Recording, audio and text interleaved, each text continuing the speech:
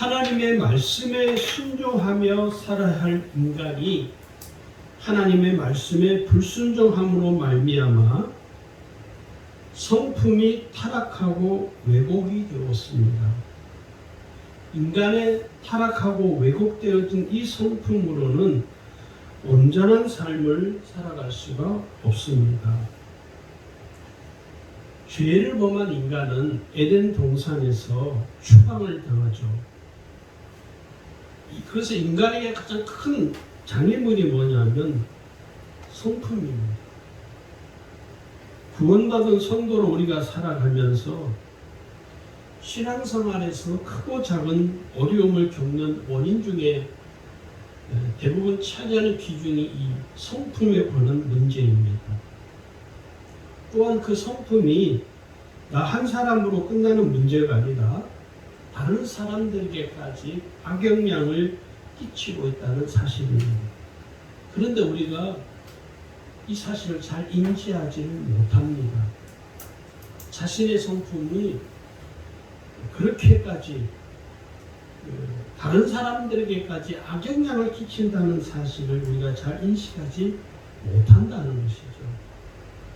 그래서 대부분 사람들이 착각이 뭐냐면 자기는 본인은 성품이 아주 좋다고 생각합니다. 우리가 사람과의 관계에서도 잘 보면 서로 관계가 틀어지고 서로 싸우고 다투고 하는 이유가 뭐냐면 성품 문제입니다. 그래서 우리는 이렇게 서로 합리화시키죠. 사람은 생긴 대로 사는 거야. 아니요. 생긴 대로 사는 건요. 결코 성경적이지 못한 삶이라는 것을 깨달으셔야 됩니다. 오늘 저는 말씀을 통해서 예수님의 성품을 닮아가는 삶에 관해서 좀 말씀을 드리려고 합니다. 왜 우리가 예수님의 성품을 닮아야 되느냐? 인간의 타락하고 왜곡되어진 성품으로는 서두에서 말씀드린 것처럼 온전한 삶을 살아갈 수 없다고 말씀을 드렸습니다. 다시 말해서 우리가 온전한 삶을 살기 위해서는요, 우리의 성품을 버려야 됩니다. 버린다는 표현보다도 더 정확한 표현이 뭐냐면 나의 성품, 타락하고 왜곡되어진 이 성품이 거듭나지 아니하면, 내 성품이 새롭게 변화되지 아니하면 여전히 내 삶 속에서 나 자신을 힘들게 할 뿐만 아니라 나를 제외한 내 주위에 있는 사람들에게까지 힘들게 만들 수밖에 없다는 것입니다. 그래서 우리의 성품으로는요, 타락하고 왜곡되어진 인간의 성품으로는 온전한 삶을 살아갈 수가 없습니다. 그래서 우리가 예수님의 성품을 닮아야 되는데, 왜 예수님의 성품을 닮아야 되느냐? 좀 더 구체적으로 말씀을 드리자면, 첫 번째 그 이유는 온전한 구원의 은혜를 누리기 위함입니다. 오늘 내가 구원받은 성도로서 하나님의 은혜를 온전히 누리지 못하는 것은 나의 성품의 문제가 있습니다. 신앙에도요, 이 성품이 얼마나 큰 영향을 끼치고 있는가를 잘 알아야 됩니다. 어떤 분은 그런 분도 계셔요. 목사님, 저는 내성적인 성품이니까 저를 좀 가만히 내버려 두세요. 저에게 뭘 하라고 요구하지 마세요. 이렇게 아주 심각하게, 정말 진실로 그렇게 말씀을 하는 분도 계십니다. 자기는 성품이 내성적이기 때문에 남들 앞에 나서는 걸 너무 꺼리니까 나를 그냥 편안하게 내버려 두라. 내가 알아서 다 할 테니까 나에게 예배에 나와라, 기도에 참석하라, 속회에 나와라, 그런 말도 하지 말라는 거예요. 그런 분들이 신앙생활을 잘하면 얼마나 좋겠습니까? 본인들이 알아서 예배 생활이나 기도 생활이나 소그룹 모임이나 이런데 본인이 자발적으로 하면 얼마나 좋아요. 그런데 그렇지 못하다는 것입니다. 어떤 분은 제가 봤는데 속회 모임, 소그룹 모임에 들어가는 것을 꺼리는 분도 의외로 많더라고요. 왜 그러냐니까 거기 가면 서로 이야기를 해야 되고 또 자기 속에 있는 것을 이야기를 해야 되는데 나는 그런 것이 싫다는 거예요. 또 남들이 그런 이야기 하는 거 듣는 것도 싫고 내 형편을 또 남한테 이야기하는 것도 싫고 다 싫다. 왜 그런 문제가 생기냐면 성품에 관한 문제예요. 그래서 그런 분들은 대체로 구원의 은혜를 온전히 누리지 못합니다.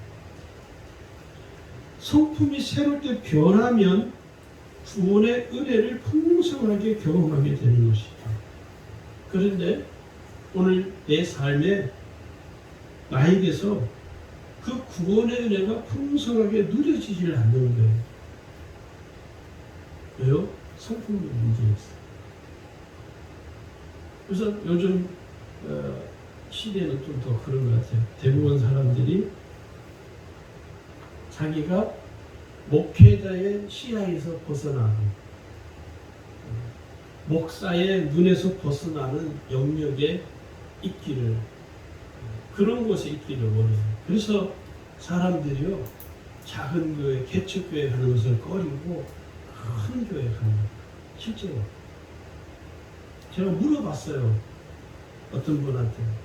아니, 집사님은 모태신앙이시고 그 정도 예수를 뭐 평생 믿은 거나 마찬가지인데 그 교회, 큰 교회 다니는 이유가 뭡니까? 그분이 그 이야기 하셔요. 울산에 계셔요. 이름은 말할 수 없고 우리 교인은 아니신데 그분이 그러시더라고요. 목사님, 제가 그 큰 교회 다니는 이유는 딱 한 가지입니다. 뭡니까? 했더니 자기가 교회 목회자들의 눈에 들어가지 않는 편리함이 있다. 목회자가 내가 누군지를 모르기 때문에 그게 너무 좋다는 거예요. 그래서 내가 교회 가고 싶을 때 가고 가기 싫으면 안 가고 너무 편하다는 거예요. 예수님이 이렇게 편할 수 없다고. 제가 그분한테 더 이상 할 말을 잃어버렸습니다. 근데 오늘 그런 분들의 신앙 생활이 오늘 대부분 그렇게 신앙 생활을 하셔요. 제가 전에 있던 교회에서도 그런 분들이 의외로 많습니다. 딱 주일 예배 한 번만 오고 나를 그냥 내버려 두라는 거예요. 신방을 가는 것도 싫어하세요. 아이, 목사님 힘드신데 뭐 신방 오시려고 그러시면 교회에서 보면 되는데 또 신방 와서. 오늘 목회자들이, 목사님들이 만나면 하는 말이 있어요. 요즘은 교인들 집에 신방 가기가 어렵다. 그리고 교인들이 신방 오는 것을 노골적으로 꺼리고. 아주 오래전에는 목회자가 신방을 가면 그 성도가 집에서 저녁을 아주 정성을 다해서 준비를 하죠. 그런데 지금은 목회자가 신방을 가도 식사를 대접하는 것보다는 그냥 어디 식당에 가서 밥 한 끼 대접하는 것으로 편리한 것입니다. 그러면서 이게 단순히 신방을 가고 안 가고의 차원의 문제가 아니라 오늘 내가 좀 사람들과 이렇게 어울리는 것, 성도들과 함께 어울리고 신앙이 어울려지는 것에 대해서 아주 다들 꺼립니다. 왜 그러냐? 성품의 문제인 것이죠.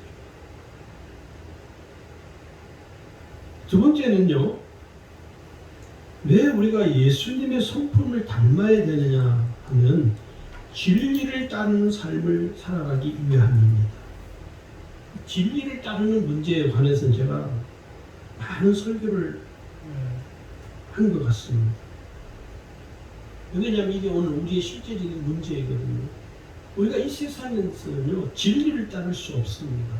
이 세상은 진리가 없기 때문에 진리를 따라갈 수가 없어요. 진리는 오직 예수 그리스도 뿐이시기 때문에, 그래서 우리가 예수 그리스도를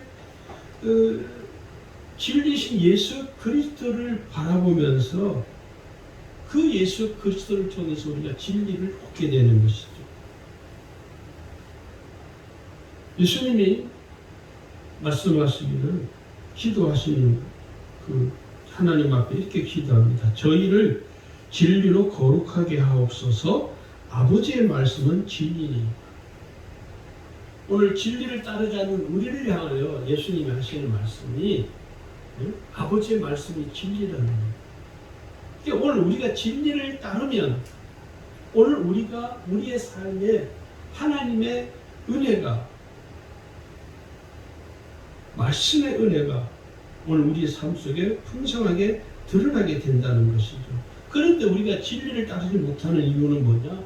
성품의 문제예요. 성품. 세 번째는요, 왜 예수님의 성품을 닮아야 되느냐면 권세 있는 삶을 살아가기 위함입니다.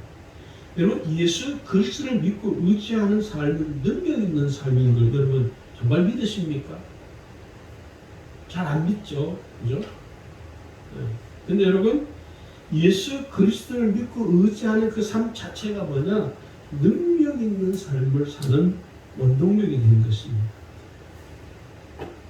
그래서 오늘 예수님께서는요, 구원받은 성도들이 능력 있는 삶을 살아갈 수 있도록 항상 은혜를 베풀어 주시면서 우리를 인도하시는 거예요.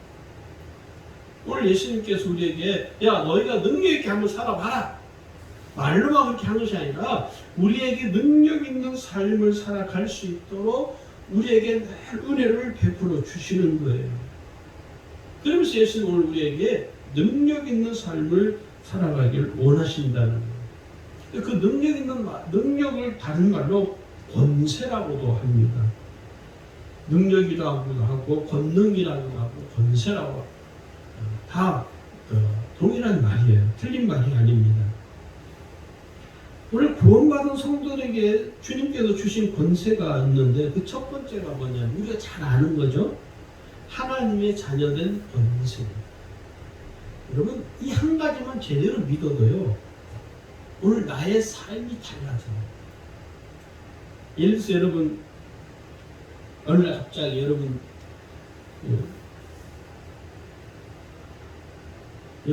가정 안에, 여러분 가족 중에 누구 한 사람이 대통령이 되었어요.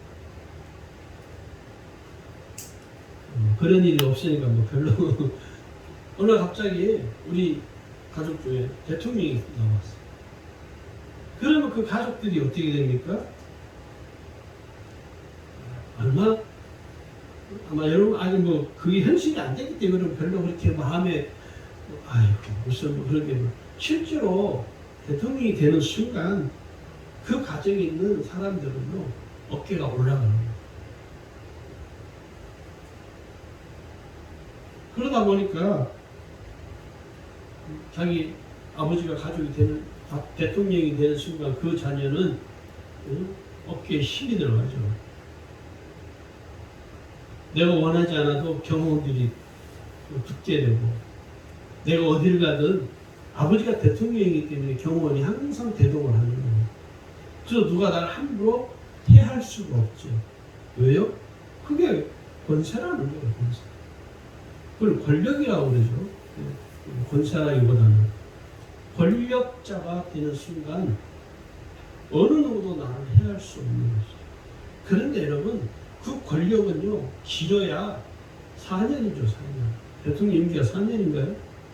별 관심이 없으니까, 저도 별 관심이 없어서 4년이가 되죠. 길어야 4년이죠. 권력을 잡고 가요. 우리나라 대통령 보면 대통령 물 끝나고 난 다음에 다 그 뒤 모습에 다 초라하죠. 다들 보면 떳떳한 사람들이 이렇게 많지가 않죠.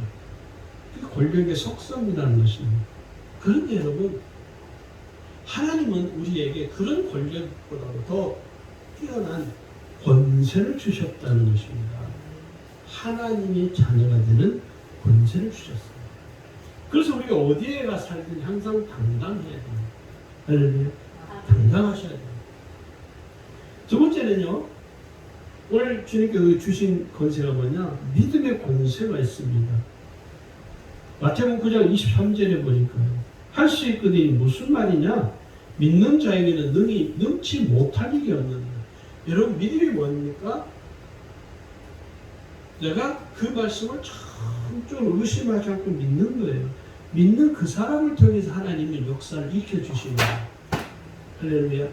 그러니까 믿음만 있으면 내가 못할 게 없다 하는 것입니다. 서울 사랑의 교회 그 집사님이 이분이 직장 생활을 하다가 30대 중반에 이분이 은혜를 받고요. 내가 다시 이 직장 생활보다 더 큰 은혜를 깨달으면서 이분이 대학을 다시 갔어요. 여기는 한양대학교 한의예과를 갔어요. 한의사가 된 한의사. 그리고 대학을 졸업하고 바로 강남에다가요 한의원을 차렸습니다. 돈이 있어서 부자들이 사는 동네에 한의원을 차린 게 아니고요. 그분이 기도를 한 거예요. 믿음이 있었던 거예요. 하나님 앞에 눈물로 기도하면서 하나님이 그분에게 길을 열어주셨어요. 은행에서 대출을 받게 해주시고, 하여튼 결론은 지금 한국에서 유명한 대형 한의원이 됐습니다. 평강 한의원, 유명한. 여기 또 경기도 어디입니까? 제가 이름을 거기에 수목원을 만들었어요. 크게, 좀 멋지게. 그래서 그분이 간증하는 걸 보니까요, 자기가 은혜를 깨달으면서 믿음이 막 생기대요. 가진 거 아무것도 없는데, 시원한 점 없는데 믿음이 막 생기대요. 믿음이 막 생기니까 은행에 가가지고 자기한테 대출을 해달라고. 당신들이 나를 대출해주면 당신들은 큰 돈을 벌 것이다. 자기가 생각해도 이건 택도 없는 일이에요. 그게 믿음의 능력이라는 것입니다. 믿음만 있으면요, 시원한 점 없이도 하나님이 그를 통해서, 믿음을 가진 그 사람을 통해서 하나님이 기적을 일으켜 주시는 거예요. 이게 믿음의 권세라는 것입니다. 오늘 저와 여러분에게서 권세가 있습니다. 할렐루야. 예수님의 성품은요, 우리가 담는데 어떤 성품인지를 먼저 우리 한번 생각을 해야 됩니다. 예수님의 성품은 흠이 없으신 완전하신 성품이시죠. 인간의 성품은요, 흠이 너무 많죠. 볼품이 없는 불완전한 성품입니다. 그리스도인으로서의 성화의 삶을 사는 것은요, 예수님의 성품을 닮아가는 삶이에요. 오늘 지금 저와 여러분요, 성화의 삶을 지금 지나고 있는 거예요. 이 성화라는 게 뭡니까? 내가 예수님의 성품을 닮아가는 게 성화예요. 예수님은 딱 끝난 게 아니에요. 어떤 거는 자기처럼 자기의 성품이 너무 좋다는 거예요. 그건 착각이에요. 그걸 우리는 뭐랍니까? 자기 착각이라는 거예요. 자기 착각 속에 사는 분들이 의외로 아주 많아요. 자기는 성품이 아주 좋다고. 저 사람이 문제라고. 자기 성품에 흠이 있고 자기 성품이 볼품이 없다는 것을 인정하지 않고, 저 사람의 성품이 볼품이 없고 흠이 많기 때문에 지금 일어나는 거예요. 모든 것을요, 자기는 아무 문제 없다라는 것으로 이렇게 무마시켜 버리는 것이죠. 근데 우리가 알아야 될 거는, 오늘 저와 여러분 성품은요, 볼품이 없는 흠이 아주 많습니다. 여러분 동의하십니까? 흠이 너무 많아요. 그러니 오늘 흠 많고 볼품 없는 나의 이 옛 성품을 가지고는요 하나님의 의를 이룰 수가 없습니다. 나의 이 못된 성품 가지고는 절대로 하나님의 의를 이룰 수가 없어요. 기도한다고 하나님 의를 이룰까요? 아니요. 기도하기 전에 나의 이 못된 성품, 옛 성품이 새롭게 거듭나지 아니하면 절대로 하나님의 의를 이룰 수가 없습니다. 자, 그럼 우리 예수님의 성품이 뭡니까? 첫 번째 예수님의 성품은요, 사랑의 성품이십니다. 예수님은요, 사랑의 성품을 갖추고 계십니다. 여러분, 누가 죄인을 위해서 자신의 생명을 내어줄 수 있습니까? 없죠. 그러나 예수님은 자신의 생명을 죄인을 위해서 십자가에 내어주셨습니다. 예수님의 사랑을요, 어느 누구도 흉내낼 수가 없어요. 어느 종교에서도 예수님처럼 십자가에 죽었다는 사람이 있습니까? 없습니다. 어느 종교에서도요, 자기들이 믿는 신이 그 사람을 위해서 죽었다는 신은 없어요. 유일하게 예수님만이 오늘 죄인을 위하여 자신의 생명을 통째로 십자가에 내어주셨어요. 이게 사랑의 상품입니다. 로마서 5장 여러분 8절을 보세요. 거기 이렇게 기록합니다. 우리가 아직 죄인 되었을 때 그리스도께서 우리를 위하여 죽으심으로 하나님께서 우리에게 대한 자기의 사랑을 확증하셨습니다. 예수님의 성품이 가장 잘 드러나는 게 십자가의 죽음이에요. 그건 사랑이에요. 사랑. 그래서 그 사랑의 성품의 능력이 고린도 전서에 가면요, 성령의 열매로 나타납니다. 고린도 전서 13장 4절부터 7절에 보면요, 사랑은 이러시죠. 사랑은 뭡니까? 오래 참는 거고, 사랑은 뭡니까? 온유하며 시기하지 아니하며 자랑하지 아니하며 교만하지 아니하며 무례히 행하지 아니하며 자기 이익을 구하지 아니하며 성내지 아니하며 악한 것을 생각하지 아니하며 불의를 기뻐하지 아니하며 진리와 함께 기뻐하고 모든 것을 모든 것을 믿으며 모든 것을 바라며 모든 것을 견디느니라. 오늘 우리가 품어야 될 우리의 성품이 어디 있습니까? 이 고린도전서 13장 4절에서 7절에 있는 이 사랑의 성품을 저와 여러분이 지녀야 됩니다. 이 성품으로 우리가 변화되어야 된다는 거예요. 그러면 오늘 우리를 통해서 사랑의 열매를 맺게 된다는 거예요. 사랑이 뭡니까? 온유한 거예요. 사랑이 뭐죠? 시기하지 않는 거예요. 다른 사람이 잘 되는 거예요. 시기하지 않는 거예요. 진정으로 축하해 주는 거예요. 자랑하지 않는 거예요. 교만하지 않는 것이고 무례히 행하지 않는 거, 자기의 이익을 구하지 않는 거고요. 성내지 않는 것이고 악한 것을 생각하지 않는 것이죠. 이 고린도 13장의 사랑의 성품이 곧 예수님이 지니고 계시는 성품이십니다. 예수님은요, 제자들끼리 서로 다투잖아요.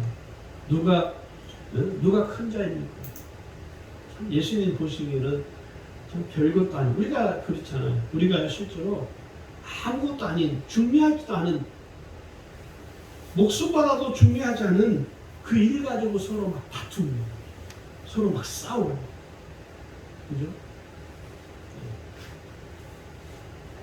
예수님 보시기에는 참, 오늘 우리가 왜 그러냐면, 왜 우리가 사람들과 다투고 분열하느냐면, 지나고 보면 하나도 중요하지 않은 것인데 그걸 가지고 서로 막 싸우고 정말 원수처럼 서로 대립이 되잖아요.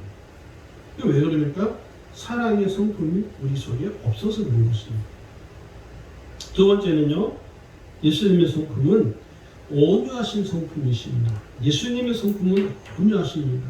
그 온유하심은요, 죄인들을 불쌍히 여기시는 사랑이시죠.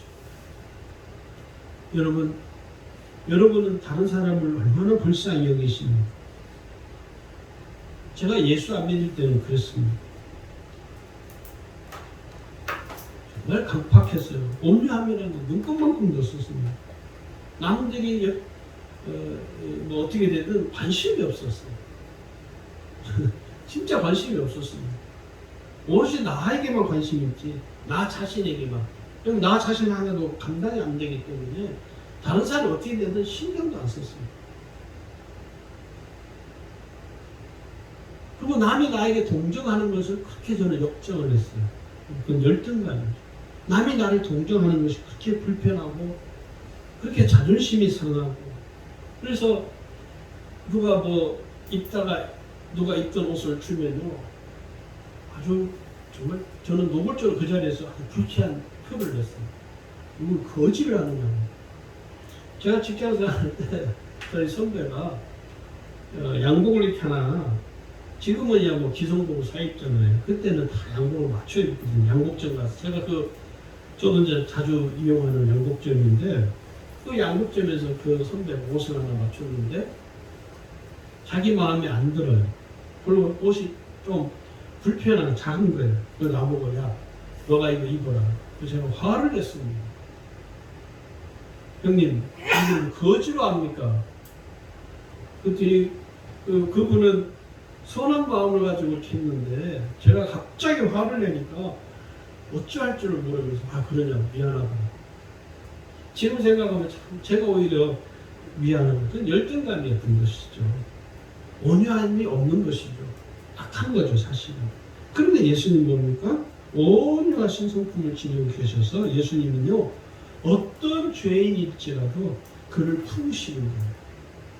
오늘 저와 여러분이, 우리는 그렇잖아요. 내가 내 취향에 맞는 사람, 나는 그 사람을 내가 선하게 보지, 내 취향에 안 맞는 사람은요, 선하게 대하지 않잖아요. 그죠? 그렇거든요, 실제로. 왜 그냥 우리 속에 뭐가 없기 때문에? 온유함이 없어서 그런 거예요. 우리 안에 온유함이 있으면요, 어떤 사람이든지 그 사람이 예수를 안 믿는 사람일지라도 우리는 그 사람에게 선을 베풀게 되어 있습니다. 왜요? 내게 온유한 성품이 있기 때문에. 오늘 예수님은요, 우리에게 마태복음 11장 28절에 오늘 우리가 읽은 본문이죠. 그 29절에 보면요, 저는 이 말씀이 늘 제 마음에 참 울림이 돼요. 저는 예수 처음 믿고 이 말씀을 이렇게 대할 때 너무 좋은 거예요. 왜냐하면 예수 믿기 전에 정말 인생의 무거운 어린 나이에 인생의 너무 고통스러운 짐을 짊어지고 가는 인생처럼 여겨졌는데, 예수님이 뭐냐면 수고하고 무거운 짐을 진 자 내게 뭐라는 거예요. 내 무거운 짐을 예수님이 다 가져가겠다는 거예요. 그러면서 예수님이 뭐라고 하냐면 내게 와서 쉼을 얻으라는 거예요. 거기 한번 보실까요? 마태복음 11장 28절 29절입니다. 우리 같이 읽어보겠습니다. 수고하고 무거운 짐진 자들아 다 내게로 오라. 내가 너희를 쉬게 하리라.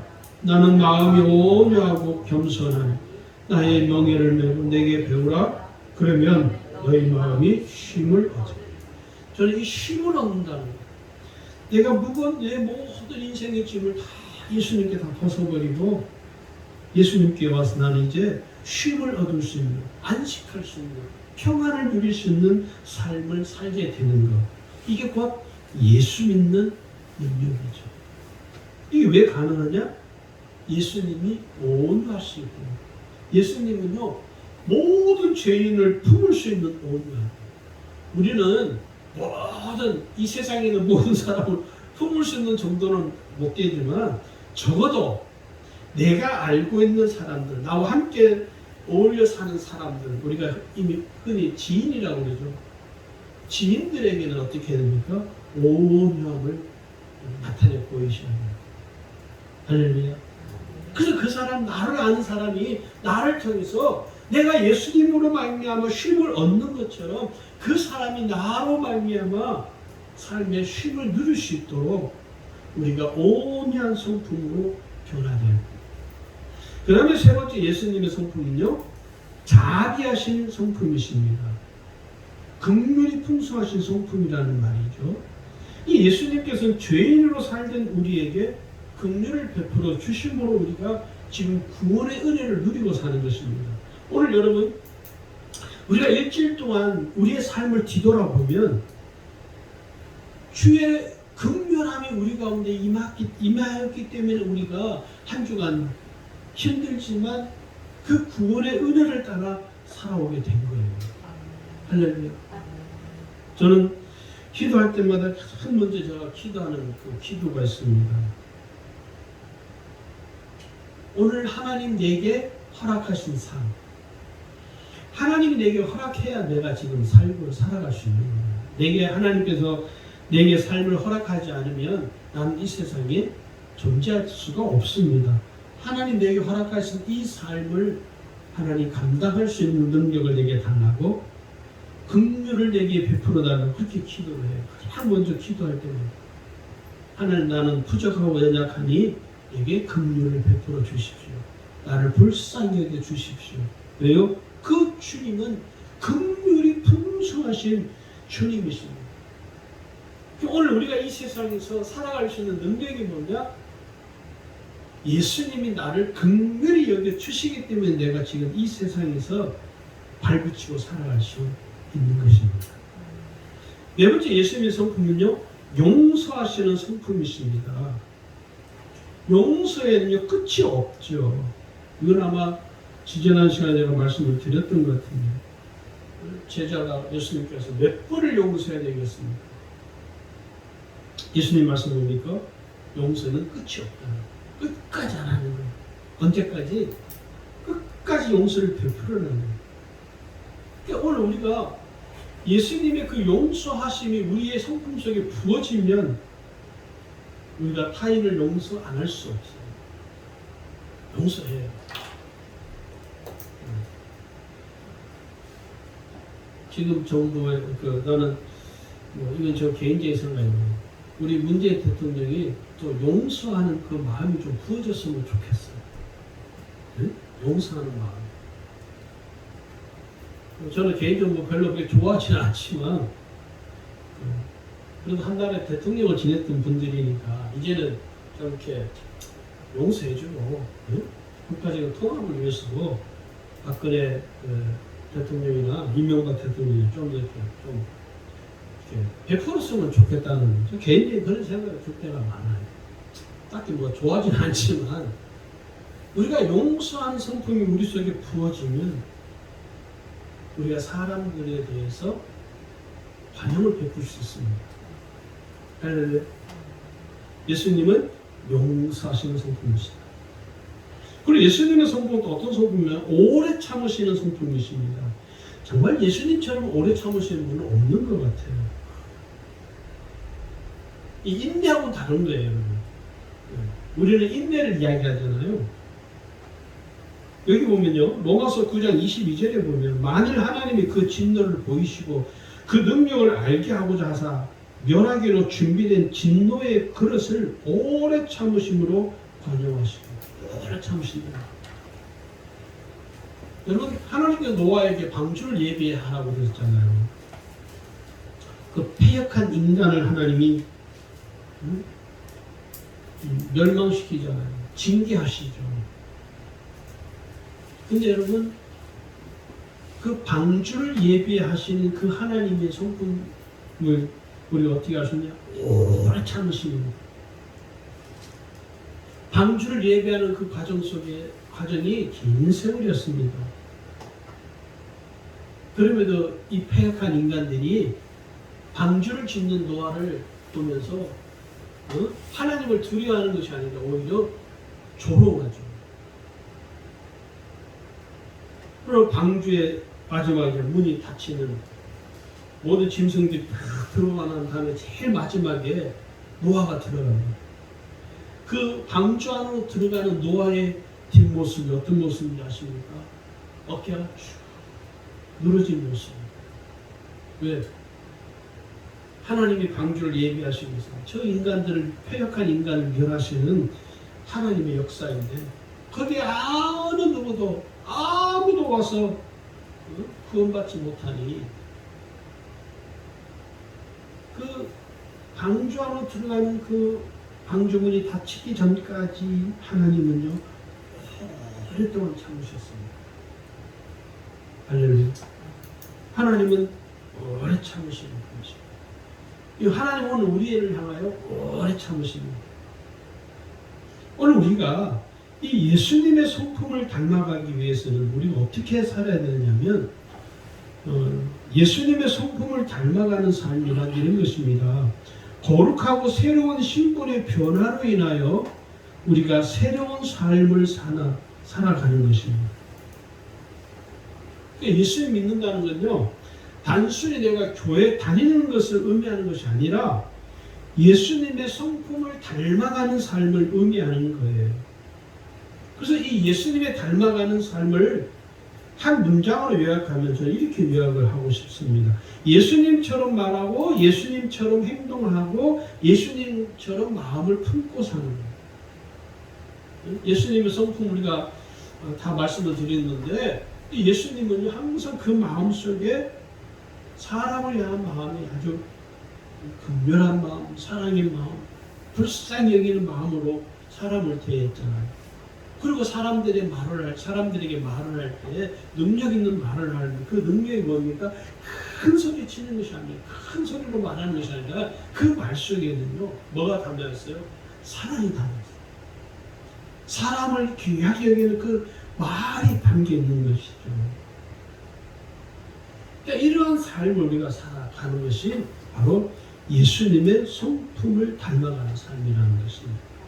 예수님의 성품을 담기 위해 우리가 우리 스스로가 힘써야 될 것이 있습니다. 첫 번째는 뭡니까? 십자가의 복음으로 사는 것입니다. 이 십자가의 복음을 경험하지 않고서는요, 온전한 예수 그리스도의 성품을 닮을 수가 없습니다. 십자가의 은혜를 깨달아야 하는 것이죠. 십자가의 은혜를 깨달아야만이 비로소 예수님을 볼 수 있어요. 예수님을 믿을 수 있어요. 예수님이 보이는 거예요. 예수님이 내게 뭐를 말씀하시는지, 예수님 오늘 나에서 무엇을 하기를 원하시는지를 깨닫게 되는 거예요. 뭐를 통해서? 십자가의 은혜를 통해서요. 이 십자가 은혜를 깨닫지 못하면 그냥 교회만 열심히 다니는 거예요. 교회만 다니는 거예요. 두 번째는요, 버려야 할 성품이 있습니다. 잘못된 성품들이죠. 너무 많죠. 사실 열거기요, 수도 없죠. 자기 고집, 완악함, 무자비, 자기 연민, 무정함, 이기적인 마음들, 이런 타락하고 왜곡되어진 성품을 어떻게 과감하게 버려야 됩니다. 여러분, 성품은 마치 옷을 입는 것 같은 거예요. 내 삶에 옷을 입는 것 같은 거예요. 성품은. 그래서 내가 어떤 성품의 옷을 입고 있느냐에 따라서 내 삶의 품격이 달라요. 여러분, 추리닝 입고 다녀보세요. 어떻게 해요? 사람은요? 추리닝 다니까요? 아무나 막 달려요. 막다. 여러분, 슬리퍼 신고 한번 다녀보세요. 슬리퍼 신고 여러분 롯데 호텔 로비에 갈 수 있으니까 못 갑니다. 남사스러워서 어떻게 가요? 롯데 호텔 VIP 룸에 딱 가려면 어때요? 정장 다 하고 옷을 깔끔하게 입고 깨끗하게 차려입고, 그죠? 머리도 그냥 헤어스타일 쫙 예쁘게 향수 한번 쫙 뿌리고 그렇게 하지. 누가 그 추리닝 입고 슬리퍼 신고 가겠습니까? 그러니까 이 성품이라는 건요, 내 인격의 옷과 같은 거예요. 내가 어떤 옷을 입고 있냐에 따라서 내 인격이 사람들에게 다르게 보이는 거예요. 할렐루야. 인간이 타락하고 왜곡된 이 성품은요, 이렇게 표현합니다. 짝퉁입니다. 짝퉁. 지금 우리가 짝퉁의 성품을 가지고 살 것이냐, 진품의 성품을 가지고 살 것이냐를 결정해야 해요. 예수님의 성품은 뭐죠? 진품입니다. 인생에도 여러분, 명품 인생이 있고 짝퉁 인생이 있어요. 예수 그리스도를 믿는 그리스도의 삶은요, 명품 인생이 되어야 됩니다. 나의 성품이 새롭게 변화돼요. 어떤 성품으로? 진품으로 바뀌어요. 진품으로 새롭게 변화되어야 됩니다. 오늘 저 여러분이 짝퉁처럼 살지 말고 명품으로 살아가실 주님으로 축원합니다. 세 번째는요, 성품은 뭐냐? 영적 토양과도 같은 것입니다. 토양이 좋으면 그 토양이 어떤가에 따라서 열매가 달라지죠. 오늘 나의 심령의 밭이 어떤 영적 토양인가에 따라서 달라져요. 그 영적 토양을 저는 이 마태복음 5장에 있는 말씀을 좀 여러분에게 권면해 드립니다. 여러분 마태복음 5장을 보십시오. 우리가 이미 우리가 이 마태복음 5장을 팔복이라고도 하죠. 8가지 복이죠. 5장 3절에서 9절까지 있습니다. 여기 3절은 심령이 가난한 자 천국이 그들의 것이요. 그러면서 애통하는 자, 온유한 자, 의에 줄인 자, 긍휼히 자, 마음이 청결한 자, 화평케 하는 자. 오늘 우리의 심령의 밭이 영적 토양이 심령이 가난해야 돼요. 애통하는 밭이 돼야 되고요. 온유한 밭이 돼야 되고 의에 줄이고 목마른 자가 돼야 되고 긍휼히 여기는 자가 되고 마음이 청결한 자가 되고 화평케 하는 밭이 되면요. 오늘 우리의 삶을 통해서 하나님은 역사를 일으켜 줄 수 있는 것이죠. 근데 우리가요 온유하지 못하고 심령이 가난하잖아요. 여러분 심령이 가난하셔야 됩니다. 심령이 가난한 자만이 애통할 수 있습니다. 근데 내게 왜 애통함이 없느냐? 내 심령이 가난하지 않았습니다. 마지막으로 네 번째는 성품 변화를 위해서 우리가 기도해야 됩니다. 좋은 영적 토양은요, 좋은 성품, 건강한 성품을 의미하는 것입니다. 하나님께서는 오늘 나의 잘못된 이 성품을 변화되기를 원하십니다. 여러분 자신도 여러분의 자신의 성품이 마음에 안 들죠? 너무 마음에 안 들어요. 버릴 수 있는 문제가 아니고는 성품이 성령으로 내가 거듭나야만이 나를 통해서 하나님이 일하실 수 있고 나를 통해서 하나님의 의를 이룰 수가 있는 거예요. 내 성품이 변화되어야만이 내가 하나님의 의를 이룰 수 있어요. 그래야 하나님의 의를 이루어야만이 내가 다른 사람들에게도 선한 영향력을 끼칠 수가 있습니다. 오늘 저와 여러분이 예수님의 성품을 닮아가는 삶이 되기를 주의 이름으로 축원합니다.